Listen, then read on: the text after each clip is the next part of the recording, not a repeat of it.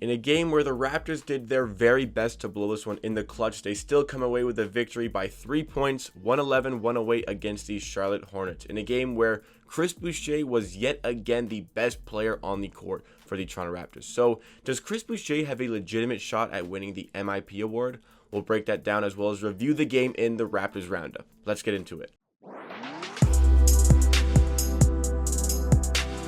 Welcome to the Raptors Roundup on Amateur Hour Sports. This is the segment on the channel where we review the Raptors game from the night before. We give you a brief overview of the game, we take you through a synopsis of proceedings, and then we finish with 3 takeaways from the game that you can move on with for the future. But this is Amateur Hour Sports. We give you NBA content with a focus on the Toronto Raptors 4 days a week at least. This is the 5th day in a row I think there's an upload. So if you like what you see from today's video and you want more of myself talking about the Toronto Raptors in videos just like this, make sure you hit that subscribe button down below. Show your support, join the movement of the channel. Just quickly, letting you guys know I've been teasing it for a while. Live streaming is finally here on Amateur Hour Sports. The first live stream will be tonight at 7:30 p.m. Eastern Time. We're doing a little Q&A to get ourselves warmed up with this live streaming content. I hope to see some of you there. If you have any questions, ask them in the community tab on the post about live streaming. Ask them in the comments of this video or ask them live in the Q&A. But let's get into the Raptors roundup for this game. A bit of an overview for this game. So the Raptors come into this game 2-8, and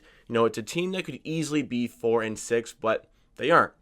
They're 2-8. So it only matters what your record is. Obviously, you can take positives from some narrow losses, but bottom line, you lose by 20 or you lose by 1 point, it's a loss. And the Raptors at 2-8 really needed this win. And I said before the games that, you know, the Raptors lost both of these games to the Charlotte Hornets.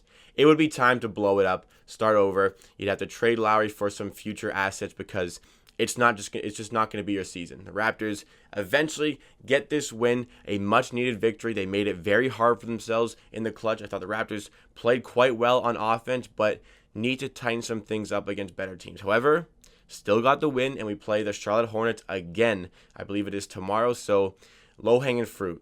You got to take that opportunity and get the wins against the Charlotte Hornets. Chris Boucher off the bench again. I still want to see him start, but you know if he's coming off the bench playing like that, maybe he should be on the bench, but he should be getting starter minutes off the bench because this guy is making a real push for the MIP award. The way this guy's playing, he's been absolutely unreal. A lot of guys chipped in on offense, so let's get right into the synopsis of the game. Starting with the first quarter, we see that Aaron Baines is in the game instead of Alex Len here, and Aaron Baines only got that little bit of time in the first quarter before he never played for the rest of the game. Chris Boucher was getting a ton of minutes, which was very nice to see because he had a great game. Like I said, the Raptors were 10-point favorites according to the Vegas odds coming into this game, and I thought that was a bit of a stretch because the Raptors typically don't like blowing out teams.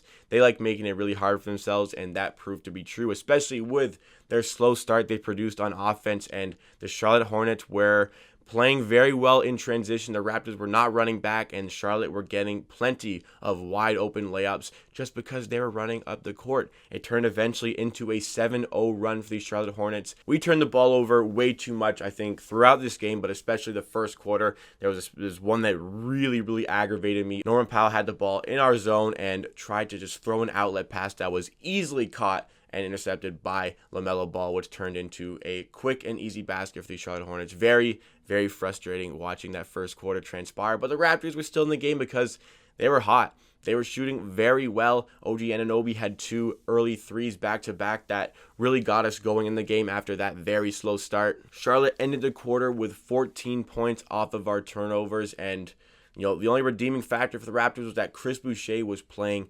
fantastic, solidifying an MIP case here. The second quarter, you know, after playing so well on offense, but it's really struggling on defense, I knew that just having a good defensive showing here would give the Raptors the lead. And Nick Nurse clearly agreed because he brings in Yuta Watanabe and Stanley Johnson, 2 guys who don't contribute a ton on offense, but you know can play great defense. And that is exactly the thinking because the Raptors eventually got themselves out to a bit of a lead in this second quarter. Yuta played great throughout the game, you know, got his opportunities from 3, hit one of his threes, and was causing disruptions on defense, you know, getting steals, getting blocks, just being, you know, using his size to his advantage on defense, making it very difficult or much more difficult for the Hornets to get their buckets in close in the paint. Great game all around, great energy all around from Watanabe, who was kind of playing himself into a good role for for the Raptors. Finally, we had a game where our bench was absolutely killing it off the bench. I think I saw a stat that every Raptors player who got on the court in the game did put up some points. Malachi Flynn was even participating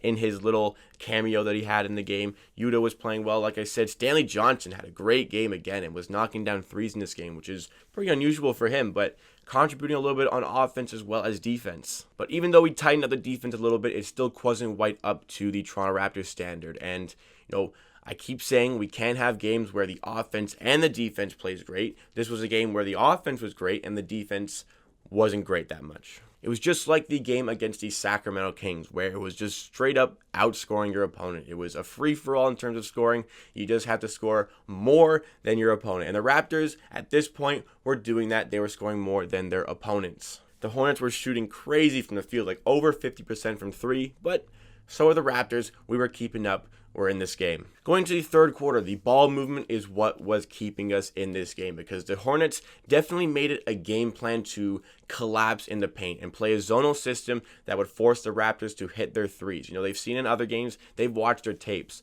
There's a lot of games where the Raptors just simply cannot knock down their threes as effectively as the opposition. The opposition here being the Charlotte Hornets were knocking down threes. This result in the zone defense made it very difficult for Pascal Siakam to get his points early on, was really trying to get in the paint, as well as having Aaron Baines on the court made it very difficult spacing-wise for Siakam to get his good looks on the paint that he has been getting over the last 3, 4, or 5 games. But even though Siakam wasn't up to his normal, very good standard that we've seen in the last few games, a lot of other guys were stepping up, hitting big shots, which made this Raptors team very fun to watch because of the amount of points they were throwing down, but on the defensive end, still pretty frustrating watching Charlotte keep up with our very good scoring. We started pulling away near the end of the third. This is where we got, up to, I think it was a 17-point lead at one point. Stanley Johnson was killing it on defense, had a huge block on one end, I think, against Bismack Biyombo. Then on the other end of the court, hit a deep three as the shot clock was winding down. That was super hype. Probably the most hype moment of the game. Stanley Johnson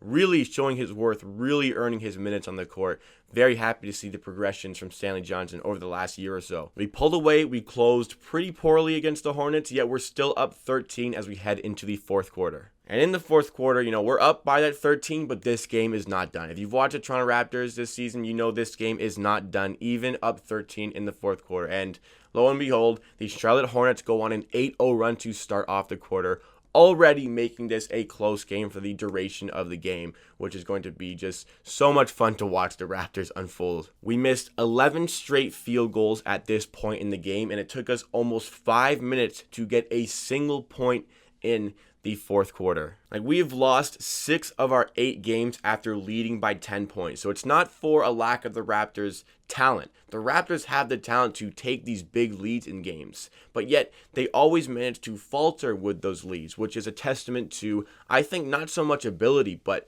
maybe mentality and maybe a lot based on coaching, because this happens so consistently. The Raptors clearly are good enough to beat these teams and good enough to take these leads, but they don't have, that desire to maintain that leads, to play that 48-minute game, because the Charlotte Hornets were right back in this game. But then I think they made a mistake. The Charlotte Hornets go small midway through the fourth quarter. No big on the courts. The Raptors toss in Chris Boucher, and the Raptors were all of a sudden dominating the offensive glass. There was one play where they got 4 straight offensive rebounds on the same set, which led to Chris Boucher free throws, where he went 1-1. But 4 offensive rebounds for some 5th chance point there for Chris Boucher. The Raptors dominated the offensive glass till the end of the game. And I think that was key in the Raptors winning. I really think the Hornets should have left Biyombo in. Despite the Hornets going small and the ability to find Chris Boucher in the post, the offense goes ice cold in this one. The Hornets keep using that zone, making the Raptors shoot, and the shots are not falling at all, which lets the Hornets right back into this game. It turns into a 1-possession game where Miles Bridges finds himself wide open on the wing to tie up the game, and he bricks the 3. He bricks the 3 to give the Hornets a tie game very late on. I'm finding in these games as well an offense that Fred VanVleet in these really tight games really struggles to hit those big dagger threes to just put the game to bed. Fred VanVleet really struggles to knock those shots down. And he's great in every other endeavor of the game for the Raptors, but in these big, high impact moments, I think that Fred VanVleet could really do with some improving, because some of these open looks that he gets, he needs to knock down to make these wins a little bit more easier. But didn't happen. The Raptors did do was use Chris Boucher's size on the inside to get some points late on, and was just enough to give them a 3-point lead on the last possession of the game. Charlotte go the other way and create a fantastic look for themselves. Another open three. It rims out. They brick it. Devontae Graham throws up a prayer as the buzzer goes, and the Toronto Raptors get this one done by 3 points in pretty ugly fashion. I wanted to talk about how great the Raptors played, but instead, we have to talk about how bad that fourth quarter was. I saw an absolutely appalling stat from the Toronto Raptors yesterday. In the last 2 minutes of 3-point games or less, the Toronto Raptors are shooting 14% from the field. That is amateur level basketball. 14% in the clutch. It's no wonder that this team is now 3-8. They cannot close games, and it is very clear why they keep losing these games by small margins, like against the Warriors, like against the Portland Trailblazers. They simply cannot get their buckets in the clutch, and it is clear that this team needs a guy who can score in isolation, who can give the ball to and get his bucket, and the Raptors absolutely need to look to trade for somebody like that if they want to be successful this season. But the bottom line is they had 3 good quarters, and that was pretty much enough for the Raptors to win this basketball game. And at this point, with the Raptors at 3-8, you'll take any win any way you can get it. So let's get into the 3 takeaways of the game for this one against the Charlotte Hornets. The first key takeaway is that Chris Boucher either needs to start or he needs to get starter minutes coming off the bench, because this guy is a real MIP candidate. Now, I'm not too familiar with how a lot of other guys are improving, but I struggle to see how somebody is going to surpass Chris Boucher in MIP candidacy at this present moment in the season. Obviously, we're very early, but Chris Boucher has gone from 6.6 points per game all the way up to 15 points per game. He is now shooting 47% from 3, and his per 36 blocks per game is 4 blocks per game. This puts him at 3rd in the entire NBA in terms of total blocks per game, sitting alongside guys who actually start and actually play near 38 minutes a game. Second key takeaway is that the Raptors need to change something in the clutch. They can't just simply rely on shooting. I think maybe start to put the ball in Kyle Lowry's hands a little bit more in the clutch instead of Pascal Siakam's hands, because it's clear teams are really going to want to collapse in the paint and force the Raptors to make their shots in the clutch, what they haven't been doing. And I know Lowry hasn't been doing that very well either, and that was pretty glaring against the Portland Trailblazers. But I think that they need to mix something up. They need to work on drawing up better plays in the clutch to get us easy baskets. I think playing Boucher in the clutch of this one was huge, because his size just gave him a lot of points. It gave the Raptors a lot of very influential points down the stretch, but something needs to change. 14% from the field in the last 2 minutes of close games is simply not NBA level, and that needs to be fixed. The third key takeaway, and this is a takeaway for the 3rd straight game, the Toronto Raptors need to play for 48 minutes. The game is 48 minutes long. You can't play for 36. You can't play for 24 minutes. The Raptors need to play the entirety of the game at a high level to make these games easier, because the Raptors, but for a Miles Bridges missed 3, but for I think Malik Monk missed 3, could have lost this game. Could have easily lost this game. And this is an injury depleted Charlotte Hornets team. This is a Charlotte team who does not have Gordon Hayward playing. The Raptors easily could have found themselves on the other end of this result. Ultimately, they get it done, and maybe they deserve some luck. Maybe they deserve that close win after losing 2 straight games by 1 point. But you need to perform for the entirety of the game. You fall asleep, let a team like this back in the game, the current NBA with all the shooting going on, you're going to get punished more often than not. What did you guys make of this game? Did anybody stand out in particular? Is Chris Boucher a legitimate MIP candidate? And just all your thoughts in the game. Let me know everything, your thoughts and opinions in the comments down below. But that wraps it up for me for today. Thank you so much for watching. If you're still here, please like the video if you like, and subscribe to Amateur Sports for more content just like this. Like I said earlier, live streaming is starting on the channel today at 7:30 p.m. Eastern Time. Hope to see a bunch of you there. If you have any questions for the Q&A, you can comment them in the post on the community tab, comment them on this video, or ask them live during the live stream. Hope to see a lot of you there. Hopefully we're gonna have a good time. At the end of the day, I believe what I say. If you disagree, that's okay. We'll see you again next time for another video.